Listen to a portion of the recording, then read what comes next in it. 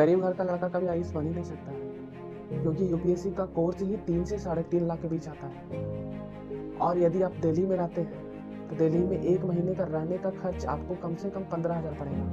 और अलग से खाने का खर्च कम से कम 65,000। तो उस हिसाब से लेके चलिए कि आप यदि दिल्ली ही में रह करके यूपीएससी का तैयारी करते हैं तो कम से कम आपको आपके पास 7 से 8 लाख रुपए रखना पड़ेगा, और यूपीएससी का कोर्स ही खत्म होने में कम से कम 2 साल लगता है। तो उस हिसाब से जोड़िए कि आपको कितना खर्चा पड़ेगा। आप बताइए कि किसी भी यूपी जो गरीब घर से बिलोंग करते हैं लड़के और यूपीएससी का तैयारी करना सोचते हैं और दिल्ली रह करके, तो उसके पास 8 से 9 लाख रुपये कहाँ से आएगा। और जो कोचिंग जो सस्ते में यूपीएससी का कोर्स बेचते हैं, मैं किसी कोचिंग को ब्लेम नहीं करना चाहता, लेकिन सस्ता में जो कोचिंग में यूपीएससी का कोर्स बेच रहे हैं और झूठ के सपना दिखा रहे हैं इमोशनल ब्लैकमेल करके, क्या लगता है वो गरीबों का सपना से खिलवाड़ कर रहे हैं, समझे।